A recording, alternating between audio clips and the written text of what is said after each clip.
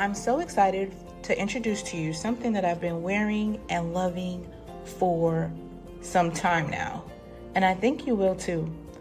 For me, when I braid or teach or go throughout my day, style and comfort are a tie for my number one priority.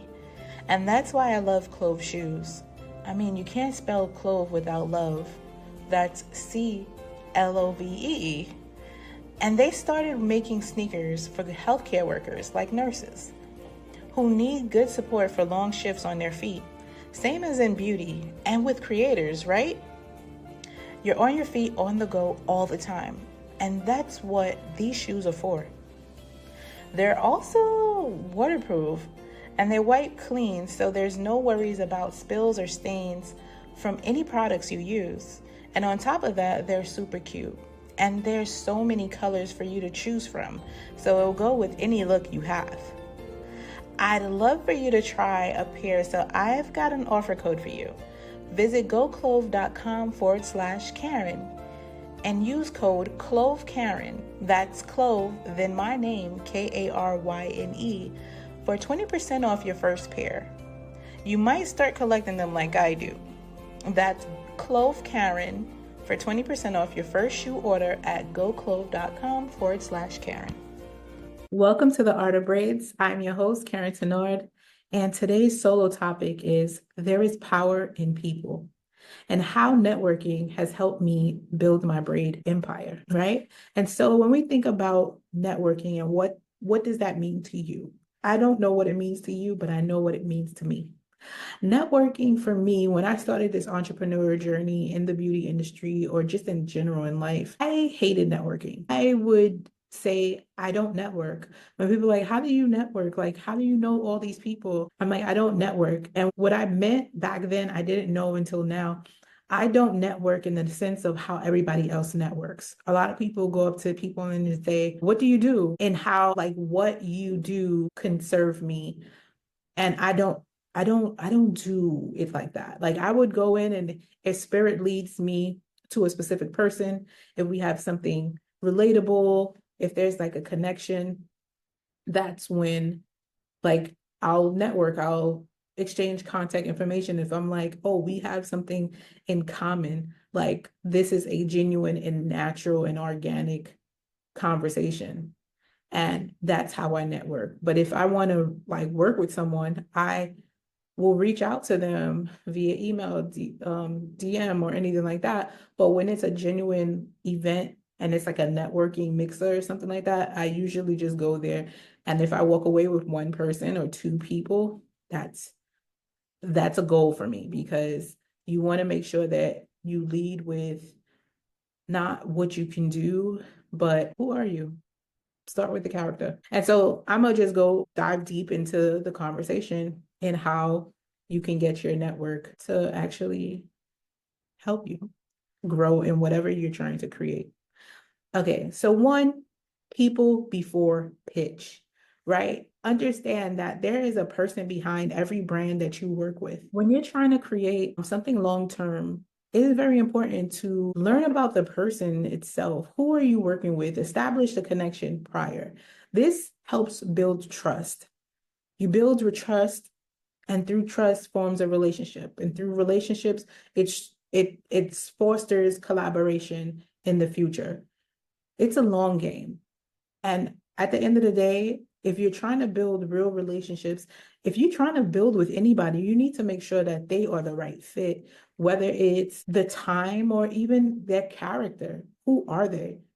Do they have integrity? Do they share the same values as you?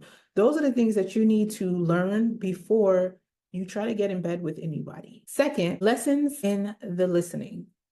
A lot of people, when you're listening to them, you can hear a lot of the lessons. For example, one of my long-term friends now, like close friend, best friend, right? I met her through just going on a photo shoot with somebody else for another organization. Like, we just connected. We started speaking about God and all of the beautiful things that's happening. And it was just like organic. It wasn't like, girl, I see what you doing, let's work on. No. It was more of like, yo, we bonded off of not trauma, but more of how good God was. And for me, that was everything. And that was confirmation that I was on the right path, or this person aligns with me and my core values, right? And so when it comes to number two, which is lessons in the listening, you want to listen to who you're talking to, right? If you ask a question, observe what can you get out of what they're talking about. When people tell their stories, it's not just to tell. Are you learning from any of the things that they're talking about? If not, what was the point of having the conversation? Being active in listening is being present, like being very engulfed in what the person is saying to you, how they live their life, what journey they've gone through, being very intentional, but also being very present when you're having a conversation and getting to know someone. Yeah. And it's very important to hear what shared values that you can learn from a particular person before you think about opportunities that might arrive. How can you learn from the things that they've done on their journey that can probably assist you? For number three, network into net worth. How can our organic conversations lead to, in the future, mentorships, referrals, opportunities, and partnerships? You never know what one little conversation in passing can do in the future. And so when it comes to nurturing, you're not going to get everything all the time. And so it's important to, even if you want to do something with someone and they can't right now, do not burn that bridge. Do not burn that bridge. Like, if you are genuinely trying to connect with an individual, a brand, or anyone, get to know the person. Again, there is a person behind every brand. There is a team behind every brand. And so when you nurture those relationships, they in turn nurture you. And so that is how I've been able to grow as a brand in the community and globally. And the long-term benefits of community over clout is that you gain credibility in your craft, in the industry, and amongst people in general. And word of mouth travels fast. So if you are a crummy person, if you do bad business, it will spread like wildfire. Look, the truth will always come to light. Continue to be genuine, continue to show up authentically, and make genuine and organic connections. And that is how you put power in the people. Until next time, I will be right here on the Art of Braids. I'm your girl, Karyne, and I will see you next time.